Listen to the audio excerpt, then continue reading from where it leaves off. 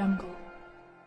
Cruise में हुए red को लेकर महाराष्ट्र के कैबिनेट मंत्री नवाब मलिक ने किया पत्रकार वार्ता। कौन थे ये तीन लोग, किसके कहने पर छोड़ा गया? एनसीबी के मुख्य प्रवक्ता करे खुलासा। देखिए खबरें आज भी के लिए मुंबई ब्यूरो रिपोर्ट। संजय तटकरे जी, क्लाइड कास्ट्रो साहब, प्रेस वार्ता में उपस्थित सभी पत्रकार साथियों,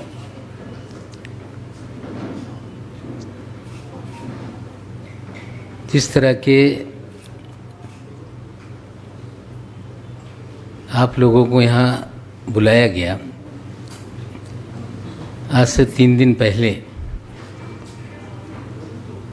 प्रेस वार्ता के माध्यम से आप लोगों के सामने जो राष्ट्रीय एक एजेंसी है नारकोटिक कंट्रोल ब्यूरो, उनके गलत कामों की जानकारी आज से 3 दिन पहले हमने आपके सामने रखी थी। उस प्रेस कॉन्फ्रेंस में एक वीडियो हमने प्ले करके आपको दिखाया था, तो फिर आपको मैं दिखाना चाहता हूँ। जिस दिन क्रूज पर एनसीबी ने छापेमारी की, उस दिन एनसीबी के जोनल डायरेक्टर श्री समीर वानखेड़े ने मीडिया ब्रीफिंग की थी कि हमने 8 से 10 लोगों को डिटेन किया है। उस दिन मैंने सवाल खड़ा किया था कि एक जवाबदार अफसर इस तरह से वेग स्टेटमेंट कैसे कर सकता है। अगर डिटेंशन हुआ है 8 लोगों का, तो 8 लोग हो सकते हैं या 10 लोग हो सकते हैं। उस दिन भी सवाल खड़ा किया गया था कि 2 लोगों को छोड़ा गया क्या? आपको फिर वीडियो में सुना देता हूं। एक आधी मिनट की वीडियो है जो zonal director Shri Sameer Wankhede media को ब्रीफ कर रहे हैं। आप लोग पहले सुन लें, फिर आगे चलाते हैं।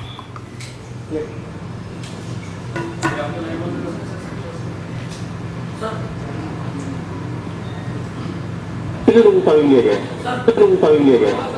8 से 10 जनों को भी दिया नहीं।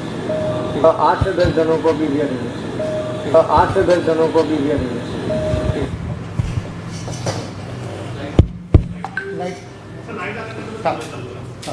लेकिन सच्चाई कुछ अलग है।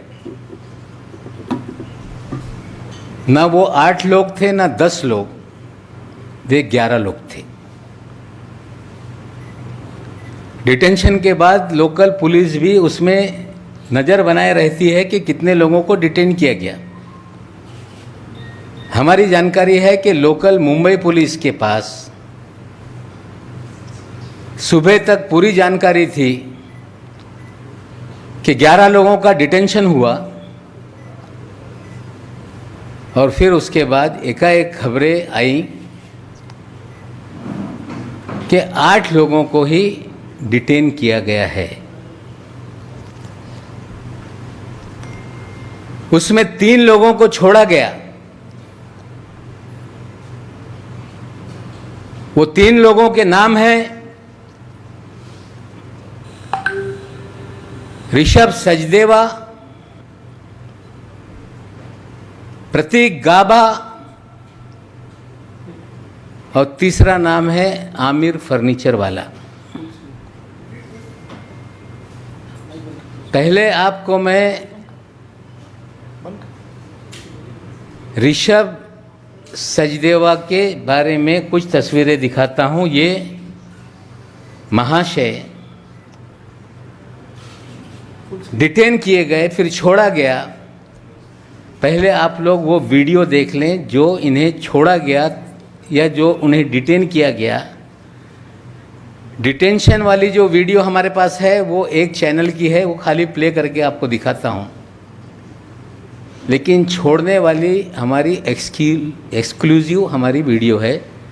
डिटेंशन वाली ये गाबा साहब जो हैं, ये ऋषभ सचदेवा जी जो हैं, इनको डिटेन किया गया। ये डिटेन करके इनको ले जाया जा रहा है।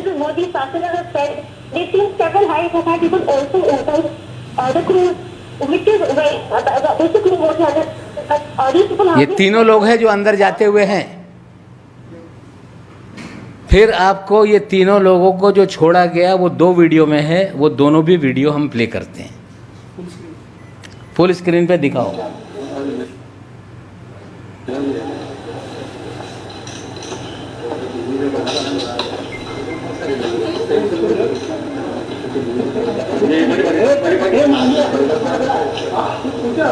कुछ पूछा क्या आपको? कुछ बताइए, अब तक क्या क्या कुछ बात हुई? फिर से देखना है इसको तो दिखा देते हैं। एक बार फिर देखिए, ये वापस जब छोड़ा गया, ये जा रहे हैं वापस। जाते समय ये ऋषभ सचदेवा के पिताजी, उनके चाचा ऋषभ सचदेवा और साथ में प्रतीक गाबा ये जा रहे हैं। कुछ पूछा क्या आपको? कुछ बताइए, अब तक क्या क्या कुछ बात हुई?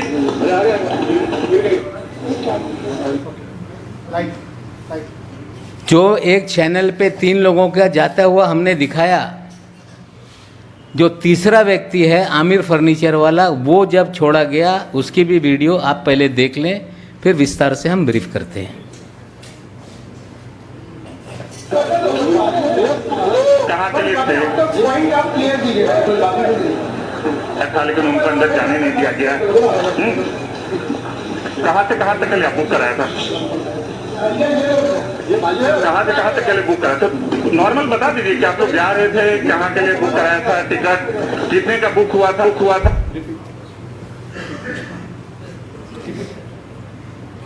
ये तीनों लोग,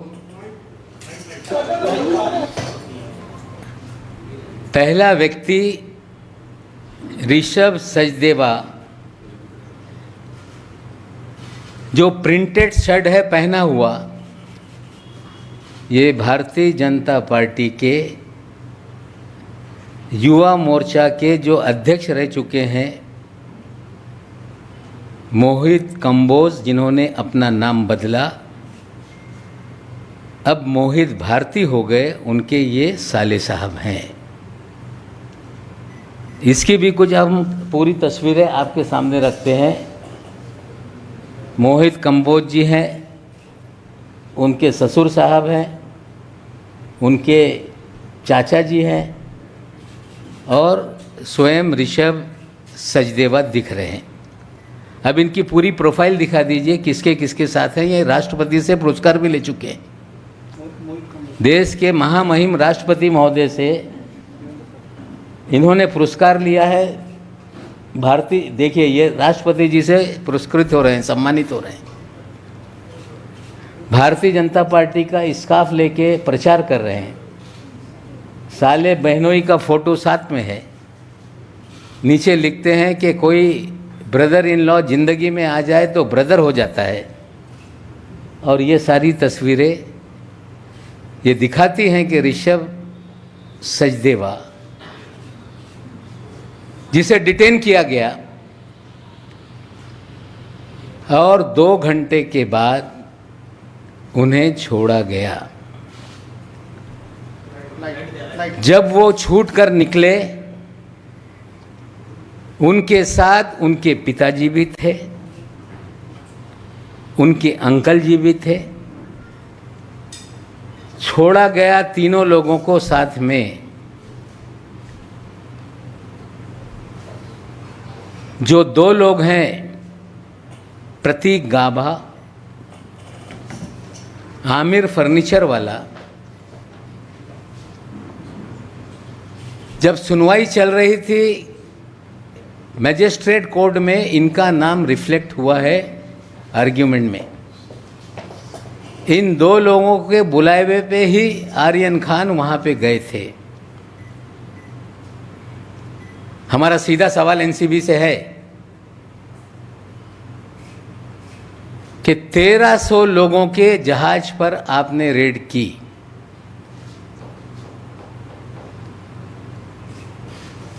रेड आपकी 12 घंटे तक चली, उसमें आपने 11 लोगों को सिलेक्ट करके आपने डिटेन किया। डिटेन करने के बाद आपने इन सभी लोगों को एनसीबी के कार्यालय में पूछताछ के लिए लाया। ये 3 लोगों को छोड़ने के लिए किसने आपको आदेश दिया, इसकी जानकारी एनसीबी को देनी पड़ेगी। हमारी जानकारी है कि भारतीय जनता पार्टी के दिल्ली से लेकर महाराष्ट्र तक नेताओं ने फोन करके ऋषभ सचदेवा को छोड़ा जाए ये आदेश दिया।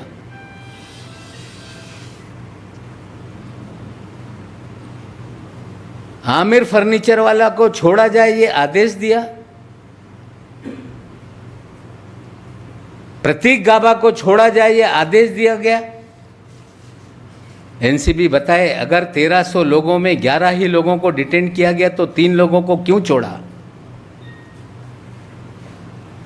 हम मांग करते हैं कि श्री वानखेड़े इसका खुलासा तात्काल रूप से करें।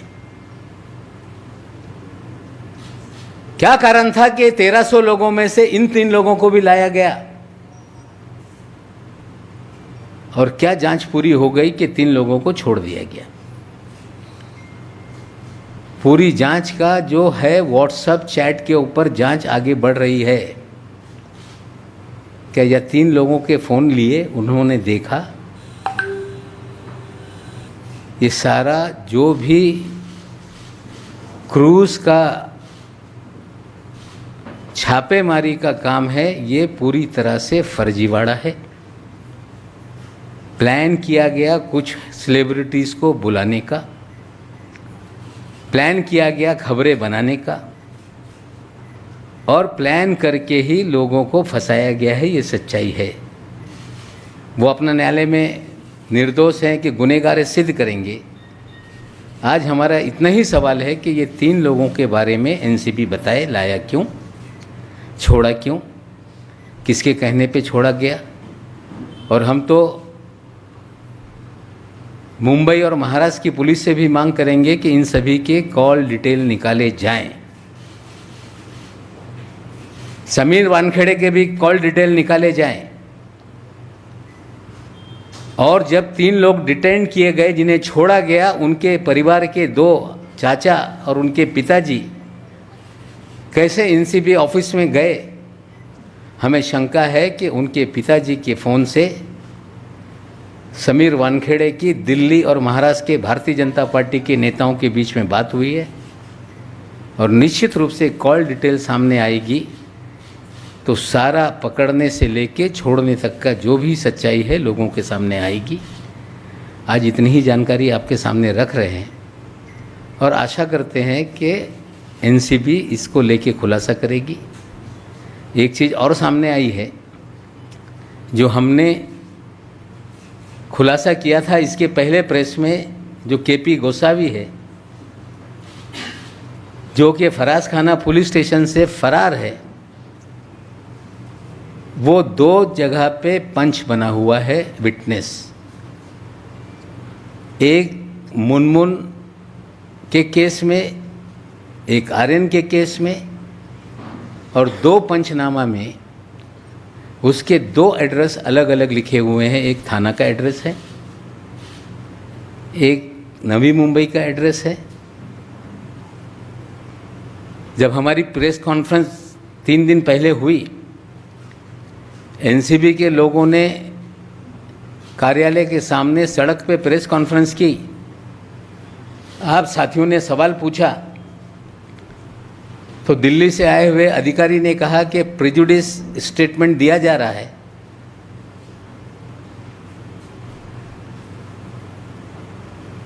कहा जा रहा है कि नवाब मलिक प्रेजुडिस है। मैं आज फिर दोहराता हूँ कि हमने हमारे घर के दामाद की गिरफ्तारी पे कभी भी कोई सफाई नहीं दी थी। लगातार बीजेपी के नेता बोल रहे हैं कि नवाब मलिक के दामाद को पकड़ा गया इसलिए नवाब मलिक सवाल उठा रहे हैं। मैं आज फिर खुलासा करता हूं कि टाइम्स ऑफ इंडिया के आप नवंबर 2020 के अखबार खोलें, जब जब इस तरह के सेलिब्रिटीज़ की गिरफ्तारी हुई, मैंने उस वक्त ही कहा था कि ये काम एनसीबी का नहीं है, पब्लिसिटी के लिए काम हो रहा है। उसी समय से लोगों को कहा जा रहा था कि नवाब मलिक को हम ठीक करेंगे। आपने किया है, निर्दोष है वो, निर्दोष अपना जो भी है उसका दामाद सिद्ध करेगा। लेकिन जो आज हम सवाल उठा रहे हैं, जो पिछली प्रेस कॉन्फ्रेंस में सवाल उठाया उसका जवाब से लोग भाग रहे हैं। आज फिर हमने सवाल उठाया है, उम्मीद करते हैं कि एनसीबी उसका जवाब देगी।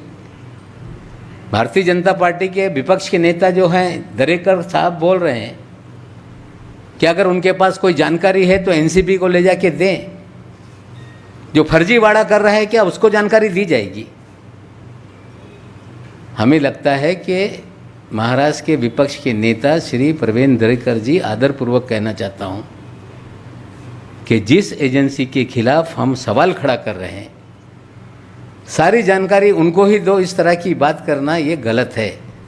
आप भारतीय जनता पार्टी के नेता हैं, मैं मांग करता हूं कि इतना बड़ा मामला है, कोई कमीशन आप बिठा दीजिए। ये सारी जानकारी जो मैं दे रहा हूं गलत है, उसकी जांच हो जाए, एनसीबी की जांच हो जाए, सारी जानकारी जो है हम उनके सामने रखेंगे। लेकिन ये कहना कि एनसीबी के सामने सारी जानकारी दी जाए, हमें लगता है जिनकी गलतियाँ, गलत कामों को उजागर किया जा रहा है उनको ही जानकारी दी जाए। इस तरह की बात हमें लगता है ये कोई समझदार व्यक्ति की बात नहीं। फिर कहता हूँ कि एनसीबी बताए कि 3 लोगों को क्यों डिटेन किया, क्यों छोड़ा, उनके घर के लोग अंदर कैसे आए, किस नेता का फ़ोन आया था, किसके बोलने पे छोड़ा गया। ये सारे सवालों का जवाब एनसीबी को देना पड़ेगा।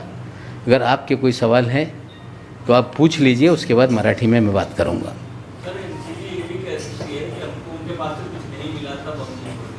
कुछ नहीं मिला तो 1300 लोगों को क्यों नहीं सबको लाया, और नहीं मिला तो 1300 लोगों को क्यों छोड़ दिया? अगर आपने 11 सिलेक्टेड लोगों को लाया था तो आपने वेग स्टेटमेंट 8 से 10 का क्यों दिया? और क्या ऐसी जांच है कि ये 8 लोगों की जांच व्हाट्सएप चैट पे चल रही है? ये 3 लोगों के फ़ोन क्यों नहीं लिए गए? केंद्र और महाराष्ट्र के बीजेपी के नेताओं के दबाव में उनके कहने पे तीनों को छोड़ा गया।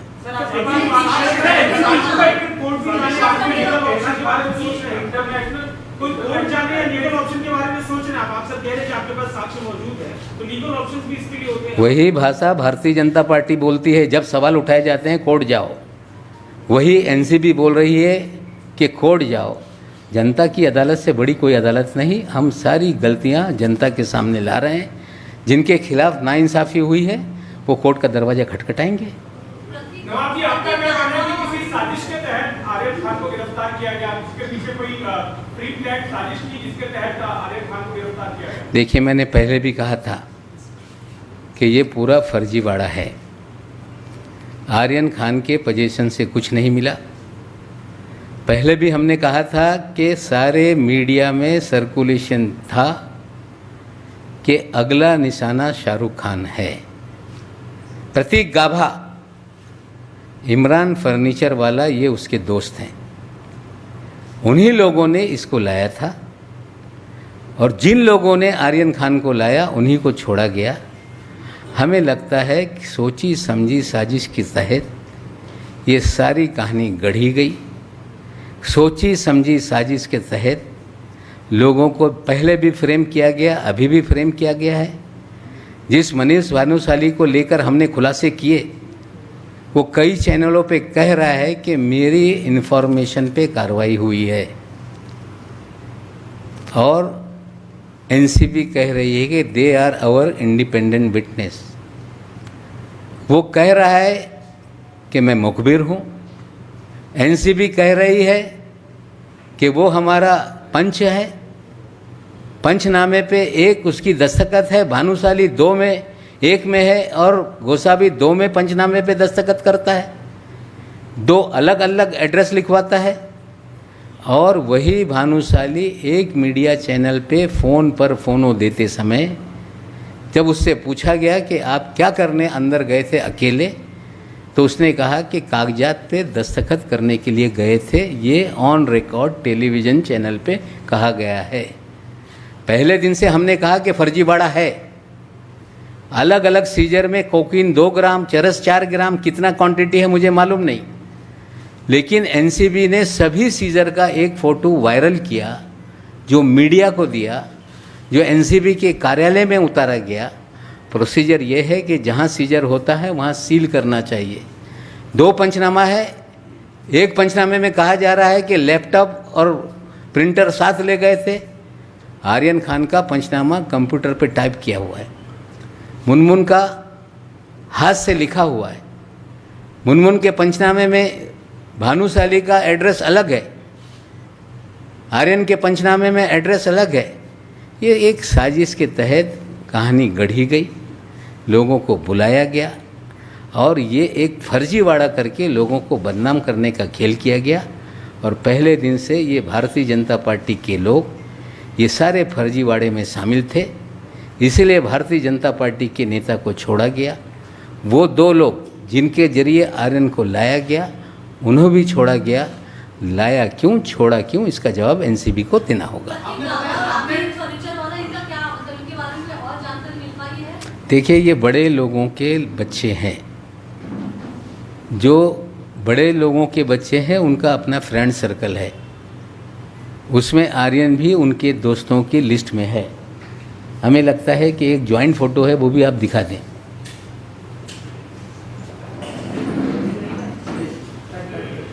ये आमिर फर्नीचर वाला, ये देखिए सारे दोस्त, तो ये सब उनके अपने यंग बच्चों के सर्कल हैं। जो कोर्ट में डिबेट हुआ है, कोर्ट में ये कहा गया मान शिंदे जी के जरिए कि आमिर फर्नीचर वाला और प्रतीक गाभा के कहने पर आर्यन आया था, जो लाने वाले हैं उन्हें क्यों छोड़ दिया। सारा फर्जीवाड़ा है। पहले दिन से मैं कह रहा हूँ, न्यायालय में चीज़ें जाएंगी। सवाल हम जो खड़ा कर रहे हैं, जो पहले प्रेस कॉन्फ्रेंस में हमने खड़ा किया, मीडिया ने सवाल पूछा, उन्होंने कहा जाओ न्यायालय में। आज फिर 3 लोगों के बारे में हमने सवाल खड़ा किया है। उम्मीद करते हैं कि जो लोग कह रहे हैं कि वी आर पब्लिक सर्वेंट, हम लोक सेवक हैं, बहुत सारे लोक सेवक इस देश में ऐसे हुए हैं कि उनकी सच्चाई सामने आने के बाद लोगों ने आश्चर्य कर लिया। अगर लोक सेवक हैं तो लोकहित में जो सवाल उठाए गए, वे लोक सेवक उसका जवाब दें, हम मांग करते हैं।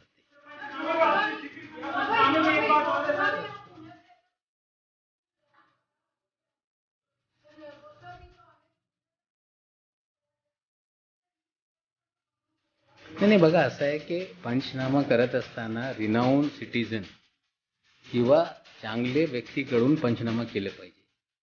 फरारी आरोपी पंचनामेमध्ये सगळं ह्या न्यायालयात जाईल. पण माझं इतकंच म्हणणं आहे की हे सगळी लोक, हेच गोसावी आणि भानुशाली, ये दोनों लोगों का बैकग्राउंड बहुत खतरनाक है. धीरे धीरे और आने वाले दिनों में हम सवाल के जवाब देंगे.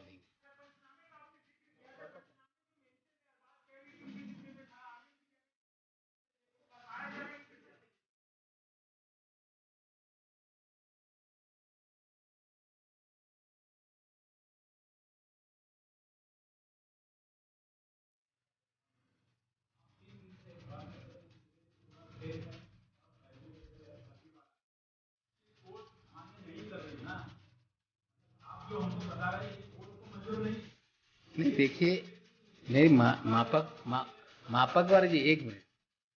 ऐसा है कि ये सारी चीजें अभी बेल एप्लीकेशन पे जो भी वकील है अपनी दलीलें रख रहे हैं. जुडिक्शन को लेके उनकी एप्लीकेशन रिजेक्ट की गई, वो न्यायालयीन लड़ाई है. हमें लगता है कि ये चीज़ें आज नहीं कल न्यायालय के सामने आएगी. और हमें लगता है कि जिस तरह से गलतियां हुई है, जो लोग सफरार हैं चीज़ों को सामने लेके न्यायालय में जाएंगे, न्यायालय डिसाइड करेगा। आपने बोला फ्लेट है, फर्जीवाड़ा है, वो आपकी तो जेल हुई है ना 8 दिन से, मतलब आपकी थ्योरी किसी को मंजूर नहीं है। नहीं, वो थ्योरी किसी ने कोर्ट के सामने हमारी थ्योरी कही कोई ला रहा है, मैं ये नहीं कहता हूँ लाए। मेरा काम है कि जो सच्चाई है, भानुशाली की जानकारी हमने दी, गोसावी की हमने जानकारी दी, आज 3 लोगों को डिटेन किया गया था, छोड़ दिया गया, वो जानकारी दी। हमें लगता है कि अभी जिस स्टेज पे जिनका भी मामला चल रहा है वो देखेंगे, और किसी को ये हमारी बातों पे अगर लगता है कि ये फर्जीवाड़ा है या बहुत सारे नागरिक देश में हैं, इन सारे तत्वों को लेके न्यायालय में जा सकते हैं।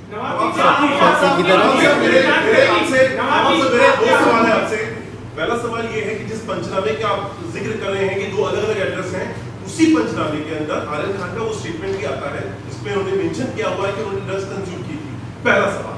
दूसरा, 11 लोगों की आपने बात करी, एनसीबी के सोर्सेस से अभी जिस बात हुई है, उन्होंने कहा 11 की बात नहीं है, उन्होंने 11 से ज्यादा लोगों को रिलीज किया, उनका स्टेटमेंट लिया, उनका अंडरटेकिंग लिया और सवाल जवाब करके उनको छोड़ दिया गया। भविष्य में उनको दोबारा बुलाया जाएगा जैसे जैसे केस आगे बढ़ेगा। ये 2 सवाल हैं। नहीं, वो जवाब देते हैं तो वो दें।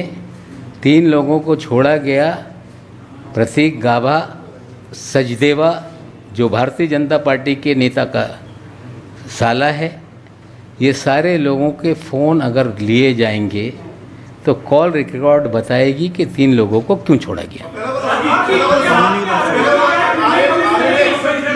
देखिए, ऐसा है कि कस्टडी में किसी से कुछ भी लिखाकर दस्तखत कर लिया जाए, वो कोर्ट में कभी भी मेंटेनेबल नहीं होता।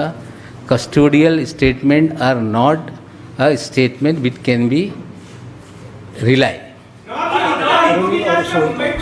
आप जो खुलासे कर रहे हैं, क्या राज्य सरकार की अपनी एजेंसी मुंबई पुलिस इन आरोपों की जांच करेगी? हमें लगता है कि जो जो चीज़ें जहाँ जहाँ गलत हुई है, निश्चित रूप से एंटी नार्कोटिक सेल भी है, मुंबई पुलिस का एंटी नार्कोटिक्स सेल, तो शायद वो चीज़ों को आगे बढ़ाए। हम भी मांग करेंगे कि इतना गंभीर मामला चल रहा है, क्रूज़ जहाँ से छूटता है वहाँ पे सेंट्रल रिजर्व पुलिस फोर्स का पूरा वीडियो है।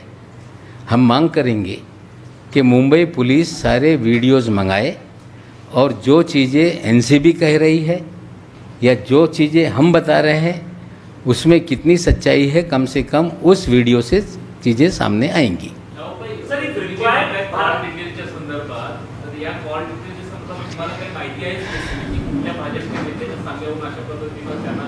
तर मोहित कंबोज यांचा फोन निश्चित रूपाने गेला असेल। आता ते मुंबई युवा मोर्चाचे अध्यक्ष असताना त्यांचे संबंध बऱ्याचशा नेत्यांशी आहे। कॉल डिटेलमधून कुठल्या कुठल्या नेत्यांनी या बाबतीत संभाषण केलेलं आहे, कॉल डिटेल काढल्यानंतर माहिती निश्चित रूपाने समोर येईल।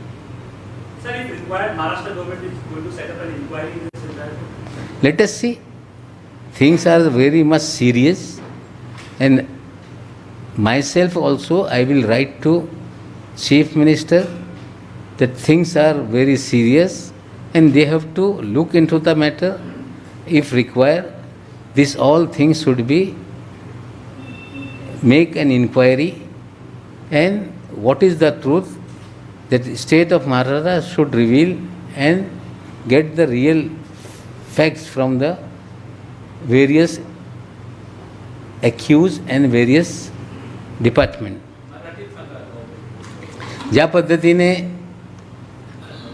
मागच्या 3 दिवसापूर्वी मी एक प्रेस कॉन्फरन्सच्या माध्यमातून एक खुलासा केला होता। मनीष भानुशाली हे भाजपचे नेते आणि के.पी. गोसावी यांच्या बाबतीत सगळी माहिती दिली होती। त्याच दिवशी हे पण आपल्याला एक व्हिडिओ मी दाखवला होता। झोनल डायरेक्टर श्री समीर वानखेडे हे मीडियाला स्टेटमेंट देत असताना त्यांनी माहिती दिली की आम्ही 8 ते 10 लोकांना डिटेन केलेलं आहे। खरं ते 8 ते 10 नाही, ती 11 लोक होती. मुंबई पोलिसला पण माहिती 11 लोकांची देण्यात आली होती. नंतर 8 लोकांना आम्ही डिटेन केला आणि नंतर 8 लोकांवर केसेस दाखल करण्यात आले आणि 3 लोकांना सोडण्यात आलेलं आहे. त्यांच्या जाताना आपल्या सर्वांना मी व्हिडिओ देणार आहे. सगळे त्यांना आणण्यात आला ते व्हिडिओ आहे. त्या तिघांना रिलीज केला त्या काळातले सगळे व्हिडिओ आहे. त्यांचे वडील, घरातली लोक जाऊन त्यांना परत घेऊन येत आहे, हे सगळे व्हिडिओ आहे. जे 3 लोकांना सोडण्यात आलेलं आहे त्याच्यात ऋषभ सचदेवा, प्रतीक गाबा, आमिर फर्निचरवाला हे 3 व्यक्ती होते. त्याच्यात आमच्या NCBला एकच प्रश्न आहे की 1300 लोकांचा सर्च करून तुम्ही 11 लोकांना डिटेन केला होता. अधिकाऱ्यांनी वेग स्टेटमेंट दिलं, मग 3 लोकांना सोडून टाकलं. ऋषभ सचदेवा हे भारतीय जनता पक्षाचे युवा मोर्चाचे माजी अध्यक्ष मोहित कंबोज, ज्यांचे नाव बदलून त्यांनी आता नाव मोहित भारती केलेलं आहे, त्यांचा मेवना त्याच्यात तो ऋषभ सचदेव आहे. त्याचबरोबर प्रतीक गाबा आहे. त्याचबरोबर आमिर फर्निचरवाला आहे. या दोघांचा उल्लेख या केसमध्ये कोर्टाच्या स्टेटमेंटमध्ये पण आलेला आहे. आमचा इतकाच प्रश्न आहे की 11 असताना 8 ते 10 का सांगण्यात आला? 3 लोकांना कुणाच्या बोलण्यावर सोडण्यात आला? 1300 लोकांमध्ये 11 लोकांना तुम्ही डिटेन केला होता. जर यांच्याकडे काही नाही तर यांना तिघांना का आणला होता? कुणाच्या बोलण्यावर हे लोक सोडण्यात आले? त्यांच्या परिवाराची लोक त्या NCBच्या कार्यालयात रात्री कसे गेले? हे सगळे प्रश्न हे याचा उत्तर आम्हाला अपेक्षित आहे. यांचे फोन का ताब्यात घेण्यात आले नाही? व्हॉट्सअप चॅटच्या माध्यमातून सांगण्यात येत आहे की आम्हाला बरीचशी माहिती मिळत आहे. ज्यांना तुम्ही डिटेन करताय या तिघांचे फोन का तुम्ही हे ताब्यात घेतले नाही? म्हणजे कुठेतरी या भाजपच्या नेत्यांच्या मेवण्याला इतर दोघांना सोडण्यासाठी भाजपचे नेते राज्यातले असतील, दिल्लीचे असतील, त्यांच्या शिफारशीनुसार हे तिघांना सोडण्यात आलेलं आहे. माझे आता पहिल्यापासून सांगणं आहे की सगळं कट कारस्थान रचून पब्लिसिटीसाठी, मीडिया हाईपसाठी 2 ग्राम, 3 ग्राम, 4 ग्रामची केसेस करण्यात आली आणि एक फर्जीवाडा करून या मुंबईच्या फिल्म इंडस्ट्रीला बदनाम करणे, महाराष्ट्राच्या सरकारला बदनाम करण्याच्या कट कारस्थान या NCBच्या माध्यमातून सुरू आहे. जे यांचे पंच आहे त्याच्यातला एक पंच फरारी आहे. पंचनामेमध्ये 2-2 ॲड्रेस देत आहे. म्हणजे बरेचसे काय याच्यात सगळी जे एक चुका समोर येत आहे. म्हणजे एखादा चुकीचा काही कारवाया होत असत आहे तेव्हा या प्रकारे चुकी त्याच्यात ते सोडत जात आहे. आमचं एकच म्हणणं आहे की आता तो फरारी मुजरिम गोसावी यांना पुन्हा पोलीस निश्चित रूपाने शोधत असतील. त्याच्या अटक झाल्यानंतर आणखीन काही बातमी समोर येऊ शकते. माझी ते मागणी आहे मुख्यमंत्री महोदयांना की हा विषय गंभीर झालेला आहे. सिलेक्टिव्ह लोकांना अटक करण्यात येते, काही लोकांना रिलीज करण्यात येते. सीजर होत नाही. NCBच्या कार्यालयामध्ये फोटो काढून सीजर दाखवण्यात येत आहे. आमचं एकच म्हणणं आहे की मुंबई पोलीस, महाराष्ट्र पोलिसनी CRPFच्या ताब्यात जे कुरुचच्या पोर्ट आहे तिकडे CCTV आहे, ते CCTV मागवलं पाहिजे. या विषयाला गंभीरतेने बघून याच्यात इन्क्वायरी केली पाहिजे. आणखीन याच्यातून जे सत्य आहे ते समोर येऊ शकते. NCPचा वापर करून भारतीय जनता पक्ष या सरकारला, बॉलिवूडला, लोकांना बदनाम करणे, लोकांच्या मनात दबाव निर्माण करण्याचा हे कट कारस्थान सुरू आहे. याच्यातली ही सत्य परिस्थिती आहे. थँक्यू.